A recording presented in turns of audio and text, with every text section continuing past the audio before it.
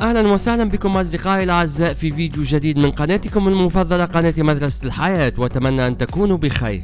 في هذا الفيديو سنقدم لكم أفضل 10 أفلام عصابات ومافيا على نتفليكس، وقائمتنا تشمل الأفلام التي أنتجتها الشبكة أو أوريجينال نتفليكس والأفلام التي اشترت حقوق نشرها. إذا كنت جديد في قناتنا مرحبا بك، ولا تنسى الاشتراك معنا وتحديث التنبيهات لنكون دليلك للأفلام والمسلسلات مستقبلا. وإذا كنتم مستعدون أصدقائي فلنبدأ الفيديو.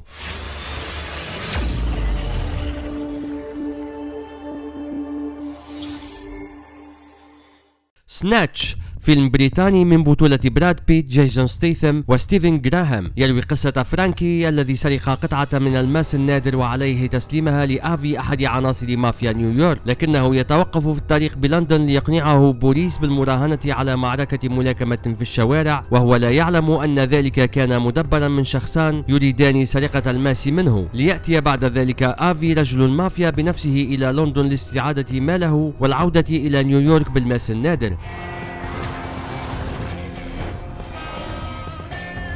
ميزانية الفيلم 10 ملايين دولار، وحقق أكثر من 80 مليون دولار في البوكس أوفيس.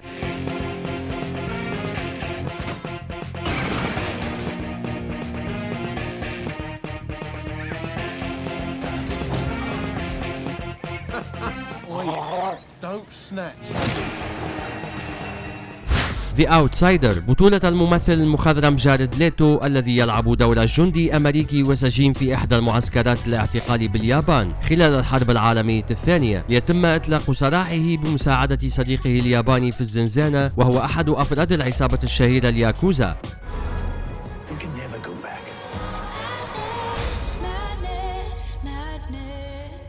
ليقرر الجندي البقاء في اليابان بعدها وتعلم ثقافة الياكوزا بما في ذلك الطقوس المختلفة والغريبة، كي يصبح أحد الأجانب القلائل الذين انضموا إلى هذه العصابة الشهيرة. الفيلم من إنتاج نتفليكس.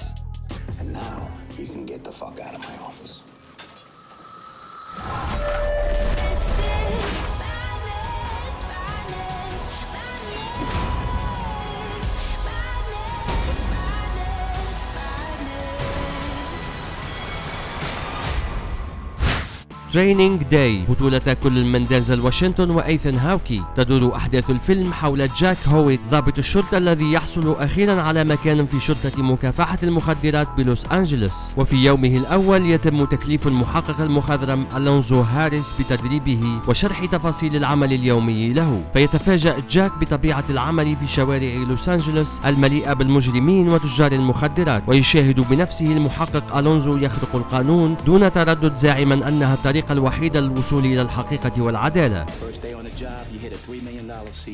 ومع مرور الأحداث يكتشف جاك المزيد من الحقائق عن زميله ومدربه الجديد، ليكون أول يوم عمل لن ينساه أبدا. تكاليف الفيلم قرابة 45 مليون دولار، وحقق 105 مليون دولار مداخيل في البوكس أوفيس.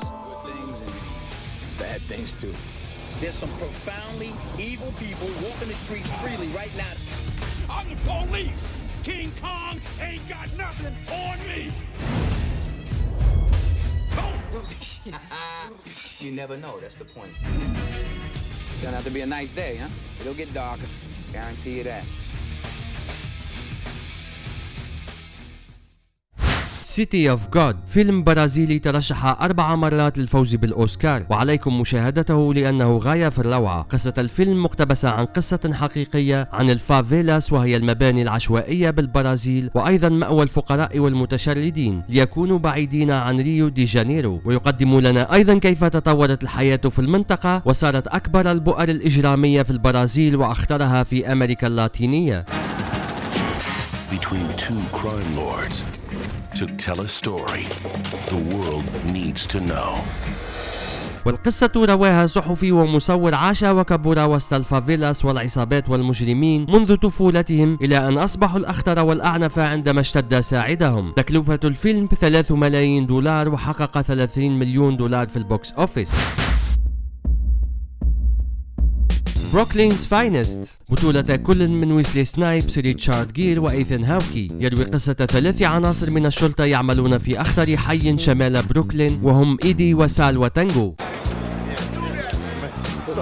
looking for you, man. إيدي الذي ينتظر التقاعد القريب والذي يقضي وقته في شرب الخمر، وسال يمر بظروف صعبة والذي ينتظر ولادة توأم مع زوجته وليس لديهما القدرة على تغيير المنزل لآخر أكبر منه. تانغو الذي يريد العودة إلى الماضي حيث عمل كشرطي متخفي وسط عصابة مخدرات خطيرة وليصل لهم قضى سنة كاملة في السجن، ولكن زوجته تركته وطلبت الطلاق.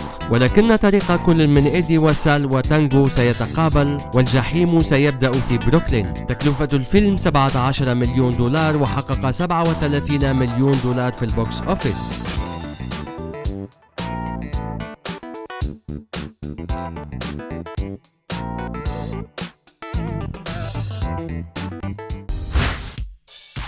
The Departed أحد أقوى الأفلام التي أنتجتها هوليوود من إنتاج براد بيت، براد جراي وغراهام كينغ، وثلة من أروع الممثلين في تاريخ السينما الحديثة مع ليوناردو دي كابريو، مات دايمون، جاك نيكلسون ومارك والبيرغ. تروي حكاية شرطي متخفي وسط عصابة شهيرة تجمع إيرلنديي مدينة بوسطن الأخطر إجراما، ومهمته الكشف عن أحد رجال العصابة المتخفي وسط الشرطة أيضا. أداء رائع للممثلين وفيلم لن يدعك تمل منه ولو لثانية. تكلفة الفيلم 90 مليون دولار وحقق 290 مليون دولار في البوكس أوفيس.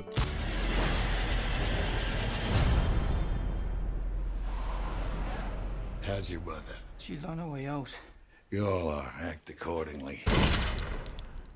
بالب فيكشن من أشهر الأفلام الكلاسيكية للمخرج كوينتين تارانتينو، وبطولة سامويل إل جاكسون وجون ترافولتا وبروس ويليس وثلة من الممثلين البارزين في هوليوود في التسعينات. الفيلم كان الأول من نوعه، فهو يقدم لنا 3 قصص مختلفة عن عالم الجريمة والعصابات ومرتبطة بطريقة ما ندعوكم لاكتشافها إذا لم تشاهدوه بعد. تكلفة الفيلم قدرت ب8 ملايين دولار وحقق 214 مليون دولار مرابيح في البوكس أوفيس.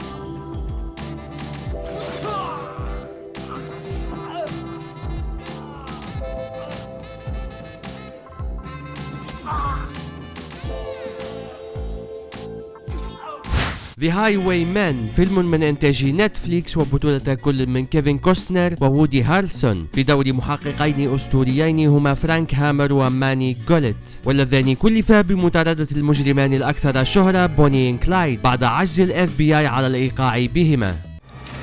It was Bonnie and Clyde.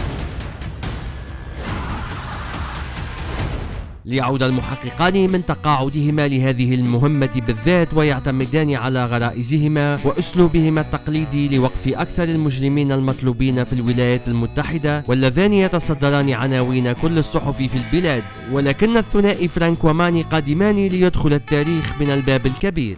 This has gone far enough. I'm gonna take them down. What a fine idea.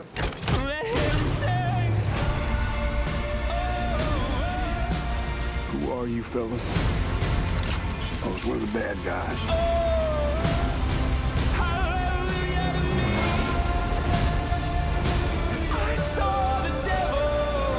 You come to the wrong place, mister. Around here, Clyde is king. Clyde might be king, but I'm a Texas Ranger, you little shit. No, it didn't see me.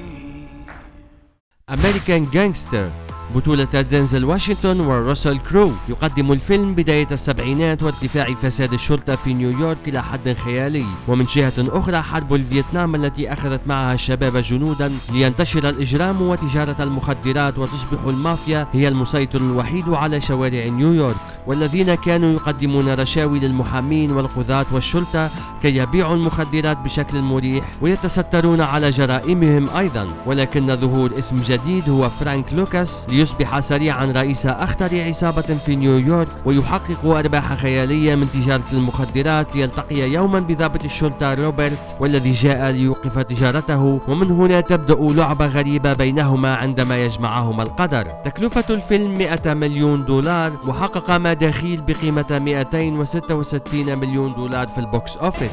Where's my money? Red Top gave you the package. You're supposed to hand me my money. Here's a jar right here, 20%. Oh, you got the jar? That's right. Get the fuck out of here, Frank. Oh, what you gonna do? What the fuck you gonna do, Frank? Huh? What you doing? You gonna shoot me in front of everybody? Huh? Come on.